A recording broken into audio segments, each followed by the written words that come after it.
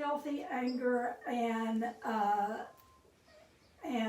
rage, how it can turn into rage. And I am going to stop a little early, probably a quarter till 11, and I have 5 after 10. What do you have, Cam? Anyway. It's 9:59. Okay. All right, so I want to change my mind. I want to stop about a quarter till, so everyone, I know, particularly the clients at Shades, wants to watch the inauguration, as do I. So we're going to stop a little early for anyone that wants to watch the inauguration because it's historical. And so with that, we're going to talk about anger and, you know, some things to do about it. And anger is, you know, all feelings are good. There's no bad or good feelings. It's what we do with the feelings that make the difference, you know. And anger is about when we perceive that we've been offended and or when we feel like we've been wronged. Rage can be considered an act of retaliation. Now, if you want an example of this, go back to January the 6th. I mean, prime example, January the 6th. If you want to see rage in action, we saw it on the Capitol steps of our United States. So that's when it becomes dangerous, when rage becomes dangerous, when anger becomes dangerous. And so, but if we hold anger in, we're either going to hold it in and break down in stress-related illnesses, you know, keep it all inside and break down. And arthritis is a prime example. Stomach problems, headaches, high blood pressure. Anger left unaddressed will set on the inside, and it's like acid. It burns out the container that holds it. So if you hold on to anger, you can break down in stress-related illnesses. Stomach ulcers is a prime example of anger held inward. And then the sound of freedom is going over, Dice Air Base is flying in a plane over. I don't know if y'all hear that, but anyway. So it's very important to be able to identify anger and deal with it, because anger can be healthy. It can, if you don't address it, or if you're carrying someone else's anger around, this is what we call carried feelings. Any of you that have been here, that have gone through any program, you hear us talking about those carried feelings. If you grew up in a household where there was a lot of rage or where there was no anger shown, one extreme or the other, or maybe you had one parent that could show a lot of anger and the other one would go silent. If anger's not addressed in a household, children will begin to pick up those feelings of the parent, and they will internalize them and make them about them. Children are very self-centered little creatures. That's how God made children, is to be self-centered, and all of their needs come from outside themselves. So when you live with a very angry parent that, you know, periodically will rage, or maybe an angry parent that is stony silent. Now, you know, when you get completely silent, or you grew up in a silent household where no one could express anger, we call that silent violence. I'll tell you, children will begin to internalize that, and they make it about them. What have they done? What can they do different? And they will begin to carry that into their adult life. So, anger, carried anger from the past, or anger left unaddressed turns to rage. But the gift of anger brings us strength, energy, and motivation. Have you ever gotten real angry and gone in and cleaned your house real fast, or washed your car, or got some work done at your place of business, wherever you work, that you've been putting off, so you got angry about something, you get in there and get that work done? That's a healthy use of the anger. That is a healthy use of the anger, when it can bring about change. But when it turns to rage, that is when it becomes deadly and becomes violent. And I've heard my story many times, that I grew up in an angry household. My dad was a rager. And when I say rager, he was a violent man. He was violent in lots of ways. And so my sister and I were taught about anger, and not how to deal with it, not how to talk about it, not how to find a solution for it. But we absolutely observed anger every single solitary day of our lives. Not only anger, but rage. Then I'd watch my mother lay on the couch sick. She internalized all the anger. She had 75% of her stomach removed because of stomach ulcers. She internalized the anger. And then she used drugs and alcohol to ease the pain. And then my dad raged it out. So we watched two extremes of ways of how to deal with anger, and neither one was healthy. We were not taught how to deal with anger. And my sister and I fought. We physically fought. And our parents, particularly my dad, but really both of them, supported us in fighting. They would have us fight each other. And when I look back at how sick that is, but anyway, so it's okay to get angry. It is okay to get angry. It's what we do with it that makes us sick. And so when you get angry then, what do you do with it? What do you do with the anger? There's really a lot of good books, or not a lot, but there's some good books on anger. But I want to give you some really practical things that have helped me, because I, grew up and I carried my father's rage, and I became a rager. And I'm not proud of that, and I will tell you, by the grace of God, He literally removed the rage from me about 19 years ago. Now, I can get angry. I say I can get angry. I can't get angry. But it's nothing like I was when something would happen. What we say, when you have anger and something happens and you have big feelings about it, if it's hysterical, it's historical. You can mark it down. If something happens to you and you get real over the top angry about it, you haven't stayed with the present. You've gone all the way back and picked up that unresolved conflict of your past, that family baggage that you're carrying, and you brought it up into the present. And so you blow up then. And so what we talk about is, if it's hysterical, if you've got, something happens, life happens. Things are going to happen that we're not going to like. And things are going to happen that we are going to get angry about. There's a lot of injustice in our world. Now, you can spend your lifetime on looking outward at all the injustices, or you can draw a circle around yourself, set some healthy boundaries, and figure out where you want to put your energy. Do you want to put your energy in trying to save the world? If you do, get out there and do it. If not, draw a circle around yourself and take care of that person inside that circle, and the anger that you're carrying. And I want to repeat it again. If when something happens, someone pulls out in traffic, in front of you in traffic,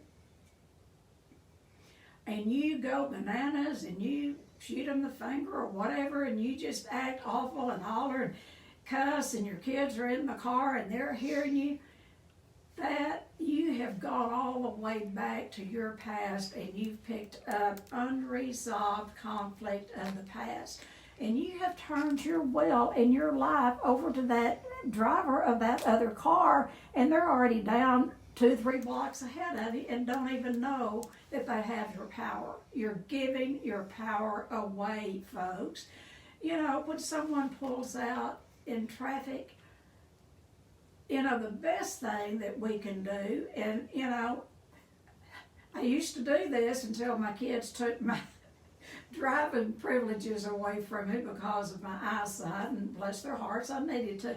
But back in the days, like last year when I was still driving, I learned this through the 12-step program. When we're in a program, a 12-step program, my goodness, we've got tools that other people don't have. They have them, you know. The 12 steps are for, they can help everyone, but they're only, a lot of people need the 12-step process, but it's not for those who need it, it's for those who want it. But anyway, the 12 steps teaches us how to deal with feelings, and it teaches us how to deal with anger. And you know, one of the things only thing that will offset anger is love, tolerance, and patience. And so one of the things that I learned to do is if someone pulled out in front of me is just say, God bless you, God bless you. Because there's some reason that person was in a real big hurry. Maybe it wasn't a valid reason, but that's none of my business. My business is how I let that affect me. And that's for all of us. You know, we can go around anytime, and find things to get angry about. But you've heard this, and what I do today is I choose my battles. It is so funny, and I'm not proud of this, but I used to be such a rager. And my husband was a kind man. He could get angry, but he was a gentle man. And he had an employee that had just messed him over a lot of times. And one day he wanted to fire him, but for some reason or other, he couldn't get up the courage or whatever. And this is the absolute truth. One morning I was busy cleaning the house, got the kids off school, and my husband called and wanted to know if I would come down to our place of business and fire this man. I said, what do you mean? And he said, well, I need to get angry at him and I can't, and I know you can. Will you come down and fire him and use your, he didn't say use your voice, but he said, well, use your anger because, and guess what? I was stupid enough to go. I went down there and I raged at him, So I don't recommend that, but anyway, there's a lot of things that we can get angry about, but choose your battles. Choose your battles. Life is too short not to. Like I said, you can find a lot of things to get angry about. But one of the things that, the best thing that I know to do for anger is to push the pause button. I was a reactor. I'll tell you, through 14 years, I spent 14 years in Al-Anon before my husband ever went to his first AA meeting. But what I learned, many things in Al-Anon, but one of the things I learned in Al-Anon was to love the person, place, or thing that made me angry. To love the person, place, or thing that made me angry. Now, folks, I wasn't interested in doing that.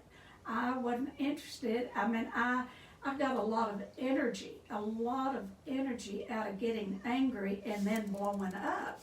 And it was all of that childhood baggage that I was carrying around. So, one of the things that I learned in Al-Anon was to push the pause button.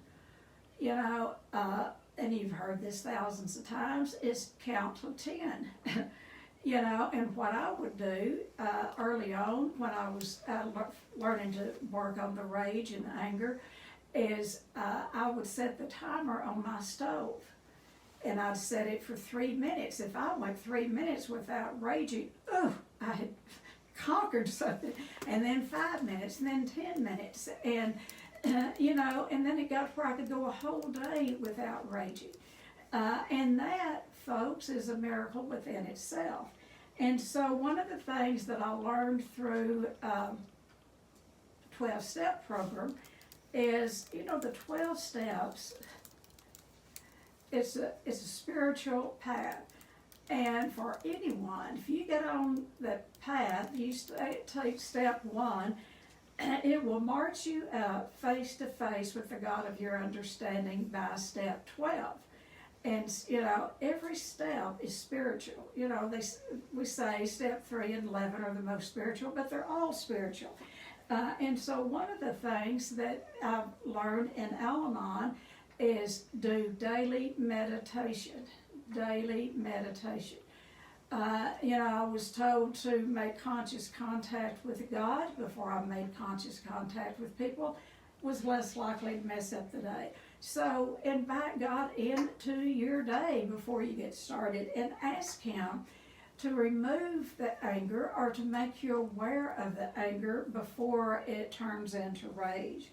And then when you do get angry, this is something that we're blessed with in a program, is pick up the phone and call your sponsor. And before you react, see, we become reacting machines. Somebody does us wrong and we react. This is what I learned in Al-Anon, is how to respond out of love instead of react out of anger. And so when you get angry, pick up the phone and call your sponsor and run it through your sponsor. And, if they have the time and they are mine too, they will listen to your anger, and I've had sponsors that'll say, well, tell me more. Is that all? Just get it all out. And then don't keep talking about it. If you keep talking about the anger and keep telling the story over and over and over and over, it's going to build. It's going to build steam. But talk to your sponsor, and your sponsor will give you some things to do. One thing, you've got it out. You've acknowledged the anger. You haven't kept it on the inside. You've acknowledged it. And if you don't have a sponsor, if you have a mentor, someone, or a spiritual advisor, talk to someone that you can share your anger with, and that you can say it any way that you want to. That doesn't, that won't, that they can set boundaries, So, and then find a way to release the anger. Now, research has shown that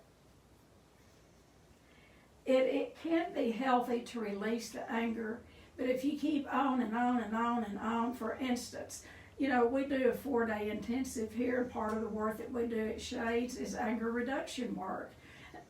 And then there are people who will kind of get addicted to wanting to do rage work, and we don't do that. The release work is where you have that emotional build up, and it's from the past.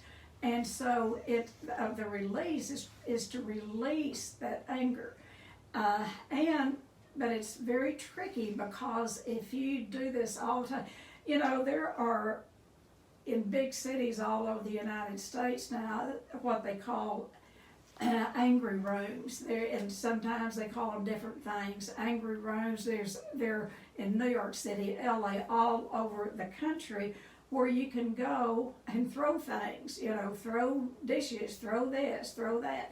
They're springing up everywhere. That may be good for a while if it's something that you have a focused anger on, but if you just keep doing that kind of release, it's going to create more anger, I think. But I think we do need to do some release, and one of the things is the best thing that doesn't cost anything is a pair of tennis shoes, and get outside and stomp it out. Walk, walk, walk, walk. I don't mean stroll, I mean stomp those feet. And every time you put those feet down, I'm angry, I have a right to be angry, and I am giving you back this pain. Just walk it out, walk it out, walk it out. And, after a while, you're going to feel silly, and you're going to, I promise you, it can turn to some laughter, laughing at yourself. But some kind of physical activity.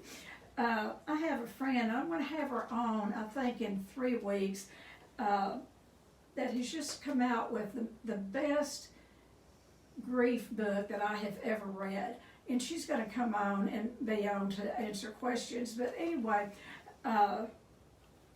it's called Grief Survivor. And if any of you have a chance to order this book before we do, I did a program on grief when I first started Zoom, but I want to do another one. And I want to have Marla on the program to answer questions. But this is the very best grief book I have ever read.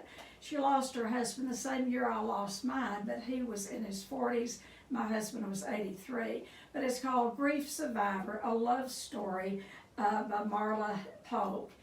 And what Marla talks about, and I'm going to wait and let her share with you personally, but one of the things that she did is she took boxing lessons, and that helped her release the anger.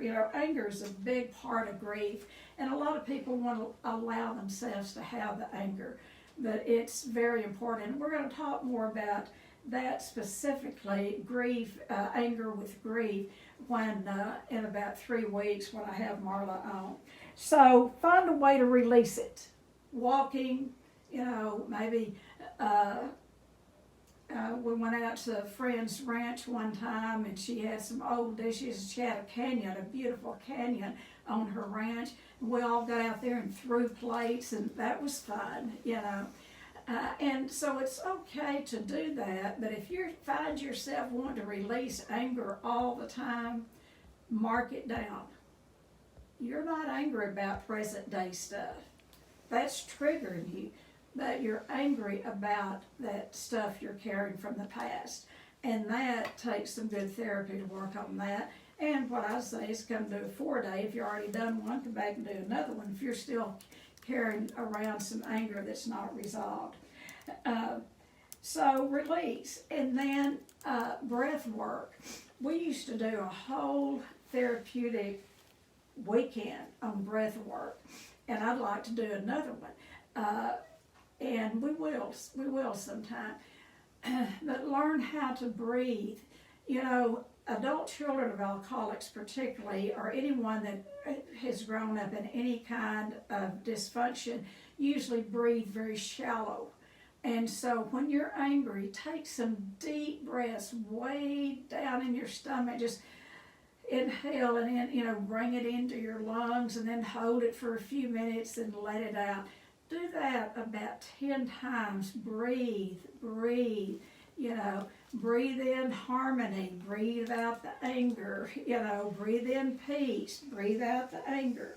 And while you're doing that, you're pausing, when you're concentrating on your breathing. And to do really good breath exercise, you have to focus on it.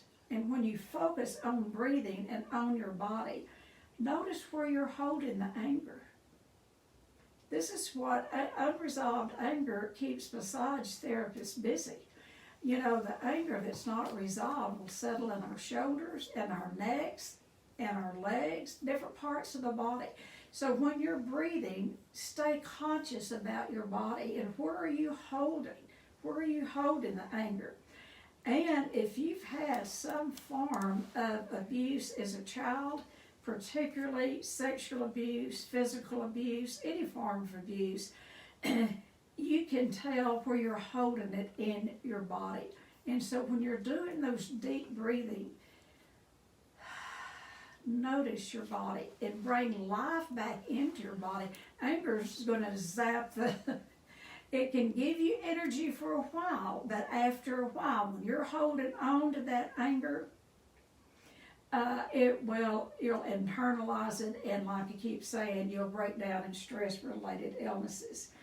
And then one of my the favorite verse, it's found in Psalms. This helps me as much as anything, to say this simple verse: be still. You know, when you're angry, you can't be still. You're just jerking around on the inside, and you're just angry and all puffed up, and what I want to do to him and what I want to do to her. But the scripture is, be still and know that He is God. And then break it down to be still and know.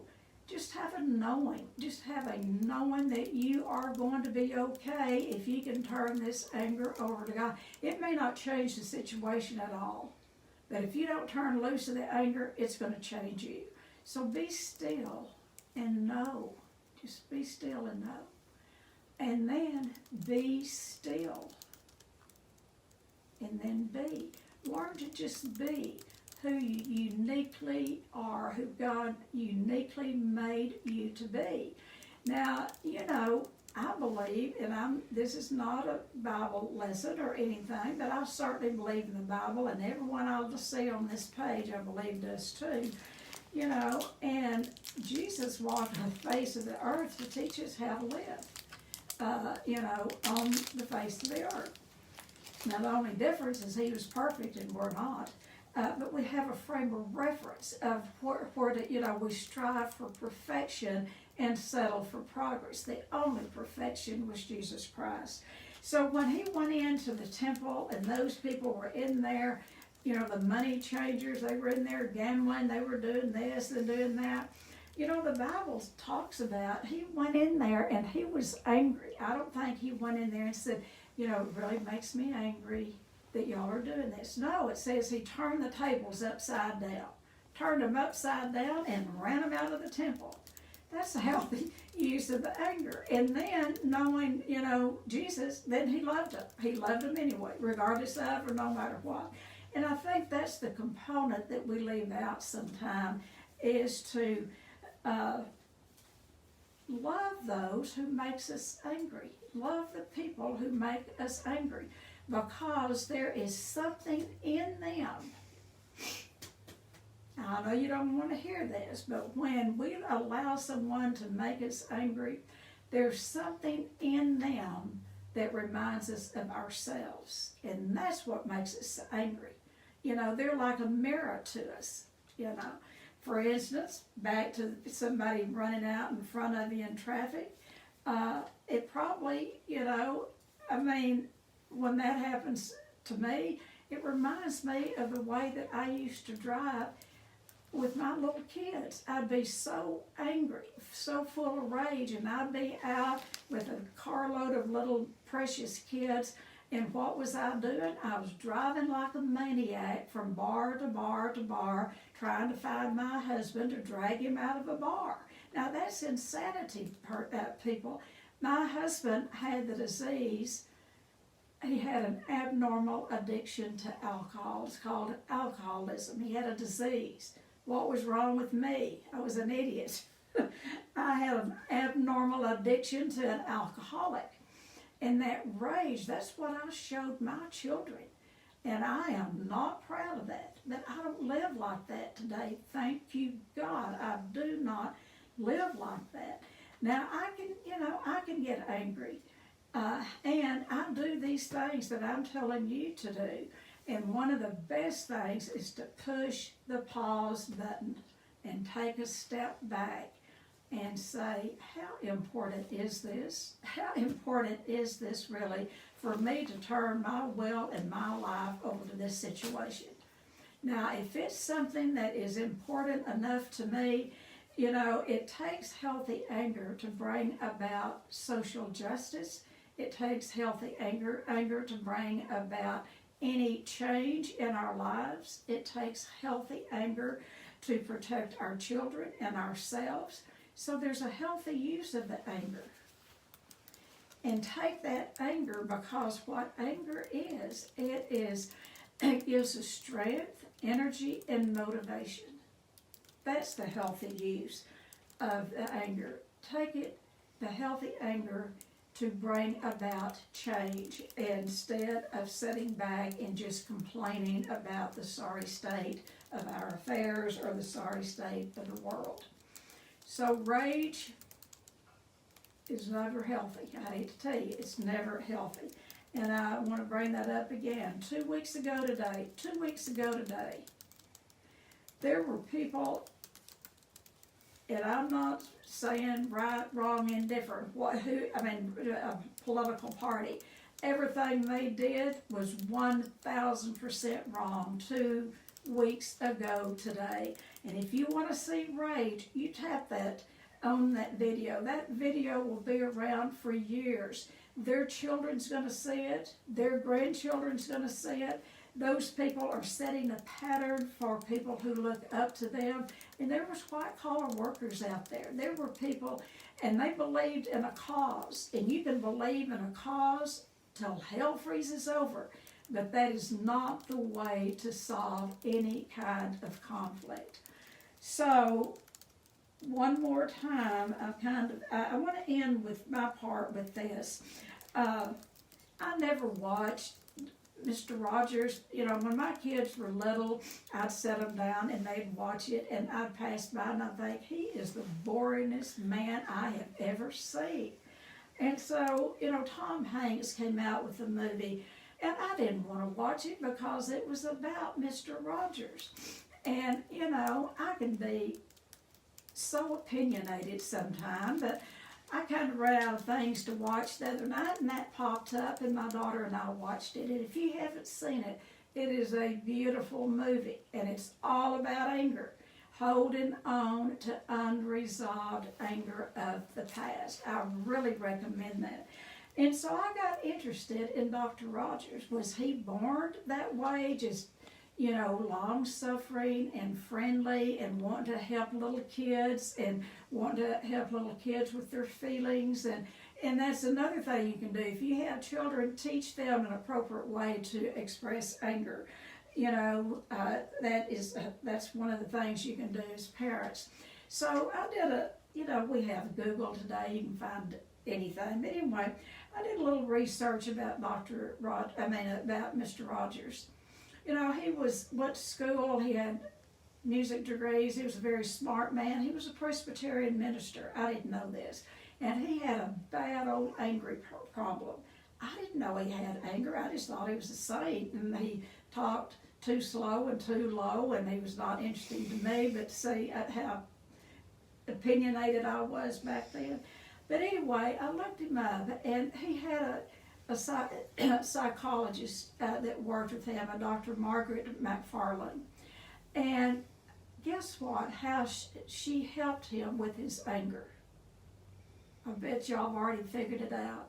Had everything to do with his childhood. And when he got his anger and rage resolved in his childhood, he taught millions of people how to deal with feelings, particular anger.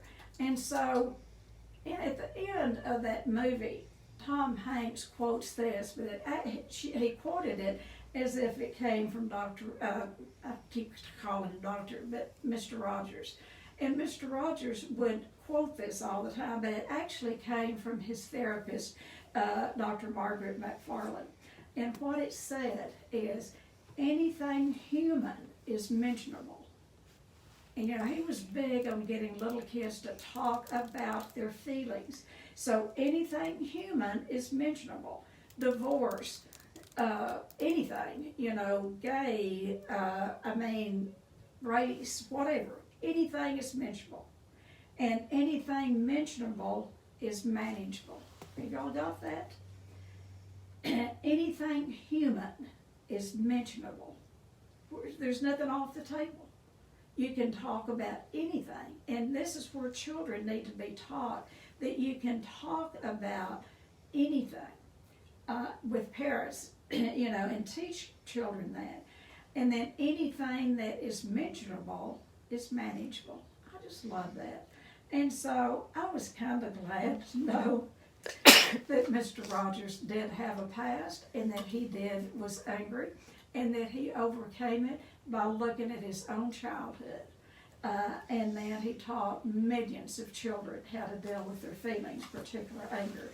So let's open it up. We've got a few minutes. Any questions, comments? How do you deal with anger?